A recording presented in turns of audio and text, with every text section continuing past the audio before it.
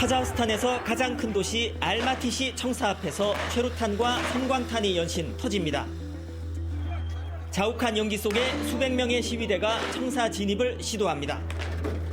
이를 막으려는 시위 진압 경찰과 시위대 사이에 거친 충돌이 벌어집니다. 지난 2일 카스피해 연안 유전지대인 망기스타우주에서 시작된 시위는 수도 누르술탄과 알마티, 악토베 등 전국 주요 도시로 번졌습니다. 성난 시위대는 관공서는 물론 대통령 관저까지 공격했습니다. 이 과정에서 알마티시 청사 등이 불탔고 시위대와 경찰 양쪽에서 사상자가 속출했습니다. Там вот людей берут, буквально расстреливают полки. Вот стоят в ряды ребята с автоматами, потихоньку обстреливают протестующих. Ну, не очень хорошая ситуация на самом деле. 급기야 토카예프 대통령은 내각 총사퇴를 선언한 뒤 전국에 국가 비상사태를 선포했고 야간 통금령을 발동했습니다. 그래도 유혈 사태는 누그러지지 않은 채 계속 사상자가 발생했습니다. 사태가 급하게 돌아가자 토카예프 대통령은 러시아를 주축으로 한 집단안보조약기구에 파병을 요청했습니다. Казахстан обратился к главам государств-участников с просьбой ввести объединенный миротворческий контингент для оказания содействия в наведении конституционного порядка. 이에 러시아가 주축이 된 집단안보조약기구 소속 다국적 평화유지군이 카자흐스탄에 긴급 파견됐습니다. 해외 거주 일부 카자흐인들은 정부가 시위대를 진압하려 외국 군대를 끌어들였다고 비난했습니다. And we're independent country. You don't need other soldiers in our own country. That's why why do you need independence if you bring other? 미국 등 서방 측은 모든 당사자들의 자제를 촉구하면서 외국 군대 파병에 대해선 우려의 목소리를 냈습니다. We are closely monitoring reports that the Collective Security Treaty Organization have dispatched its collective peacekeeping forces to Kazakhstan. 며칠간 밤낮 없이 계속된 유혈 사태로 지금까지 시위대와 경찰, 군인 등 40여 명이 숨졌습니다. 또 1000여 명이 다쳤고 시위대 3000여 명이 체포됐습니다. 구급차와 소방차를 포함해 120여 대의 자동차가 불타고 상점과 식당, 사무실 등 400여 곳이 파손됐습니다.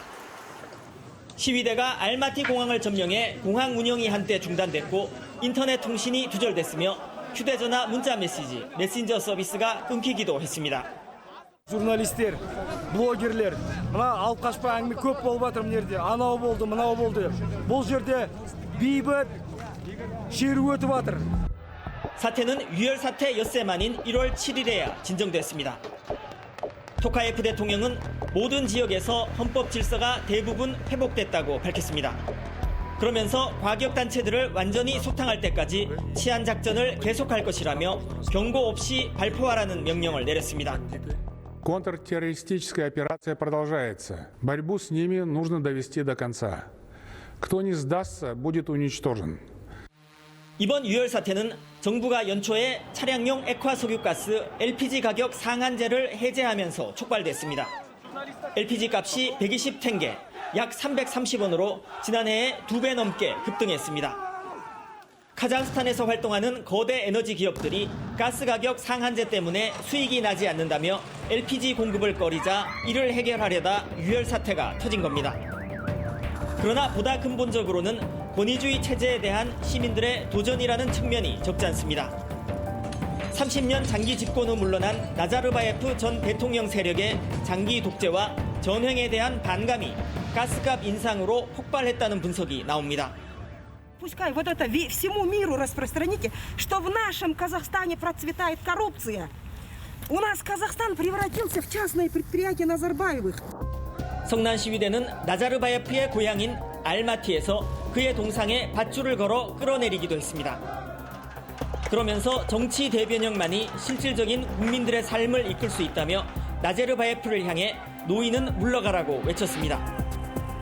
이를 의식한 듯 토카예프 대통령은 나자르바예프 전 대통령의 국가안보회의 의장직을 넘겨받아 직접 지휘할 것이라며 국민들을 달랬습니다. The root of the problem that we don't have any political changes for 30 years. We have only one party that is main and everybody is there. 파이낸셜 타임즈는 이번 시위가 나자르바예프 전 대통령 시대에 종식을 가져올 가능성이 있다고 분석했습니다. 이번 사태엔 코로나19로 무너진 경제에 대한 국민의 누적된 불만도 중요한 원인으로 작용했습니다. 연 최고 9%에 이르는 물가 상승률에 극심한 빈부격차로 전체 인구의 5%인 100만 명가량이 절대 빈곤 상태입니다. 대규모 유혈 사태는 진정 국면에 접어든 것으로 보이지만 가스와 석유 부국인 카자흐스탄이 독자적인 에너지 생산 공급 체계를 갖추지 않는 한 또다시 국가적 혼란의 뇌관이 될 수도 있습니다. 모스크바에서 김준호입니다.